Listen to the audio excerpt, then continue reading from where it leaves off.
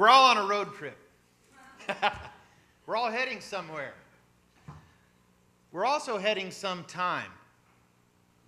We're heading to an event, to an idea, to a vision that's inspiring us, and the vision is giving us energy to move forward. And sometimes when we're on the road, it's foggy. And some days, it's clear.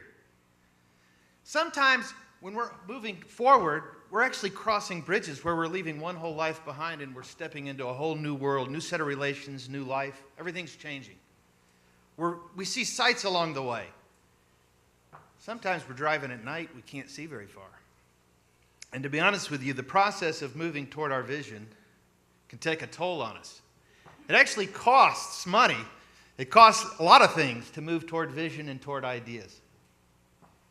So part of the challenge when we're moving forward is navigating change. Often we're we're in places of tight places where we have to make decisions. It might be change that we've chosen, but it might be change that's been thrust upon us, and our decisions will affect family, business, and culture. And that's what I want to think about tonight. I want to think about these decisions that we have to make in the midst of change. I made one change right out of college that changed a whole series of coordinates in my life. When I was in high school, I was a big clown. I literally was a clown, obviously. I was into theater. I was a performer. I had started performing at the age of 7 as a magician. And my whole life, I intended to be a clown. When I graduated from college, my wife and I had the opportunity to work at this rehabilitation ranch where I would help facilitate community for a group of men overcoming their addictions. Now, the day I went to that ranch, I got a call from a well-known corporation that wanted me to be a corporate clown. I would travel around and do performances. And it was a high-paying job, and I would get a lot of benefits. But I chose to stay at the community, and that changed everything. That changed all my coordinates. Now, in some ways, I still am a big clown. But I've never gone back to performing as a clown. Ever since then, I've been in a process of thinking about what cultivating community looks like. So that's what I want to talk about. I want you to think about yourself when you were 18 years old. And now I want to think about where you are today. For most of us, it's not a straight line like that. In fact, a lot of anticipation that you had at 18 doesn't look anything like where you are today. So I want to think about this in relation to a trip my wife and I just took. We told everybody we're going to Boston. Now, we'd never been to Boston. We were excited about going to Boston. We were talking about it. We had energy, but we had really no idea what we were going for. So we looked at a map, and when we looked at a map, we thought, well, Boston's not that far from Montreal, so why don't we just head on up to Montreal as well? So instantly, the vision changed. We had an idea, but the moment we looked at one piece of information, the information changed. And this is a way a lot like our life is. So if we think of coordinating our life, and it's interesting, we both have had maps here. So if we think of our life as a map, and we're going on a journey. Now, my wife and I started out on our trail, and when we began to head toward Boston, I thought, well, my graduate advisor, he lives in Virginia. Why don't we stop and visit with him? And then after we visited with him, we said, well, let's go see Monticello. So we stopped and toured Monticello. We had made plans to stay in Winchester that night, and the hotel overbooked, and they sent us to Martinsburg, West Virginia. Then we traveled through Lancaster, hoping to see some Amish. We saw Occupy Lancaster, which was interesting.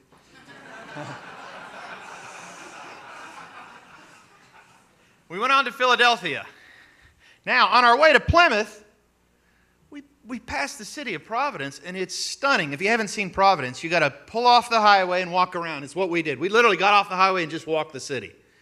And we did end up in Plymouth, and I'll tell you, Plymouth Rock is tiny. If you haven't seen it, it's tiny. So we went on to Boston. We ended up in Franconia Notch, and finally we made it to Montreal. Now, when I said we were going to Boston, I had one idea in mind, but actually what I've shown you is a series of destinations. And every destination has significance. In fact, I can't really say that Boston is ahead of any of the other destinations. Every point on the map has significance, and there's something that we enjoyed about it. And that's kind of like as we move through time. So I made one decision that changed me from moving toward entertainment into cultivating community.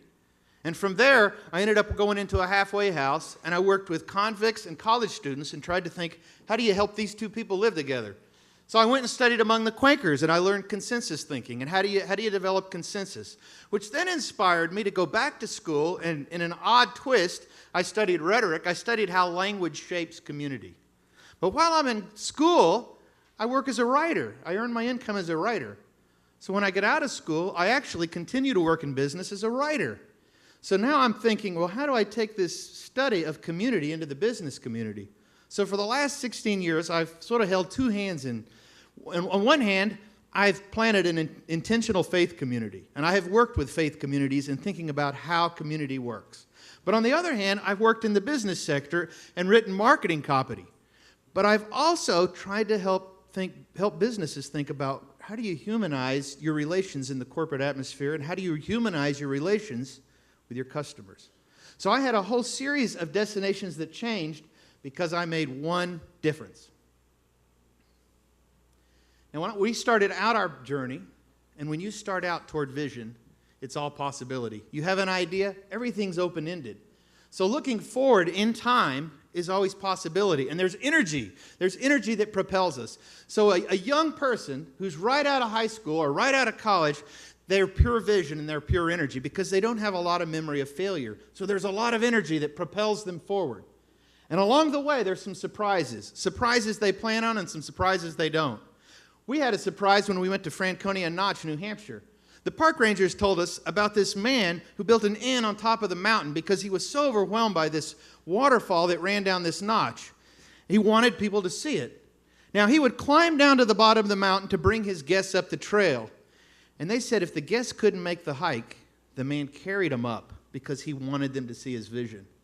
That's pretty powerful about revealing your vision to people. What sacrifice this guy made to help others see his vision. Well, his sacrifice made us take the trail. So here's a little picture of the trail. And it was an interesting hike. We have this notch as we're going up. It opens into a beautiful stream. And finally, at the top, we get to a waterfall. So we all have surprises as we're moving toward vision, toward goals. Some of the surprises are great surprises. Some of them are not so great. But we are always adjusting to surprises. Now we get to the other side of the trip. Now that I look back on the trip, it's not vision, it's memory. So looking backward on our path through time is always memory. And so these are like memory markers. So I'll give you 3 markers. As I'm driving toward Boston, there was a mile marker sign, highway sign, interstate sign, all kinds of signs that are directing me. But think about it. Somebody put those signs there, and somebody knew the navigation. So those signs actually represent someone's memory and someone's experience. So people build highways, and what they're doing is they're leaving memory markers. And there's a lot more than just highways. Everywhere you turn are memory markers. It represents someone's vision, someone's plan. Whether you're listening to music, we're looking at architecture, looking at statues, or even great symbols of our nation. They're all capturing memory. And these memory markers actually are like guides. They're like guides along a highway toward vision. Now, sometimes as we're moving toward vision, there's one marker we don't want to see. The detour. In 2008, after trying to hold these two worlds in both hands in my own life, one of the intentional communities that I had started 12 years ago, we had a fire. And it burned the building we were down. And we couldn't, be honest with you, we couldn't return to a building. So it changed the whole vision. For me, it caused a sense of disorientation. But the exact same period of time, I had a hard time with my business because the economy sunk. And so now I have 2 aspects of my vision that have hit the detour sign. And when we hit detours in life, that's when these intrusions come. Often it causes a sense of disorientation. We feel like the wind's been knocked out of us and we don't know which way to turn. Sometimes, actually, it's hard to see backward and forward. So when I had this experience, I literally went back through all those little points I just showed, and I questioned every decision along the way. All the way back to the point of choosing to work on the ranch and not working as a clown, which is what happens. All of a sudden, we question all our decisions, and it clouds our vision forward. So the challenge is, when this happens, where do we find inspiration? The word inspires literally to breathe in. How do we breathe in to regain vision? Here's 4 quick things I'll leave you with. One aspect is the notion of remembering. I have to go back and rehearse my story. I have to retell my story. And different people tell their story in different ways. For me, since I'm a writer, it's writing. I wrote my story in all sorts of ways over that period. And I wrote it and shared it with a group of friends. Secondly, I drew from the memories of the people in our community. I listened to their stories, which I got energy from. But as I was talking about the memory markers before, I actually personally draw a lot of energy from art. And so I watched a film by Andrei Tarkovsky, the Russian filmmaker, called Andrei Rublev, and it's about an iconographer in the 12th century who is making icons right in the midst of war and conflict and sociopolitical, all sorts of violence. And he continues to make these beautiful icons. And the violence affects his own life, and yet he continues to produce art. Tarkovsky made this in the Soviet Union in '65, and what he was raising the question with the film, or at least one question he raises, is art is not produced in a vacuum. Art is produced in the midst of the muckiness and the messiness of life. So when I watched the film, it inspired me in the notion of vision and the notion of what I was trying to do in community, that a lot of times the vision we're working toward doesn't happen in a vacuum. Ideas don't happen in a vacuum. It happens in the midst of conflict and problems. So we need to remember. And when we remember, we're open to relearning. Chesterton said if you see something for 999 times, you might see it for the first time. So we need to cultivate the eyes to see things and to relearn, and open to relearn things we already know, because the relearning will help us find new inspiration. And part of this is revisiting these sources of information, these sources that inspire us. And lastly, revision. Vision is not closed. It's not a closed system, but it's an open system. And so we keep the vision open so that in the midst of these detours, we're open to change. In my own life, our community reformed and it became a different kind of community, and I've actually been able to work with more groups in the city about community. And then in the business world, my whole writing changed. But at the same time, I was opened up to new sets of business groups, and for the last several years, I've been working with different groups in the city, talking about leadership and about community and about how leadership and all these work together. So I would suggest for those of you who have hit the detour, or when you hit the detour toward your vision, that be open. Be open for revision, because you might see new horizons you hadn't expected to see. Thank you.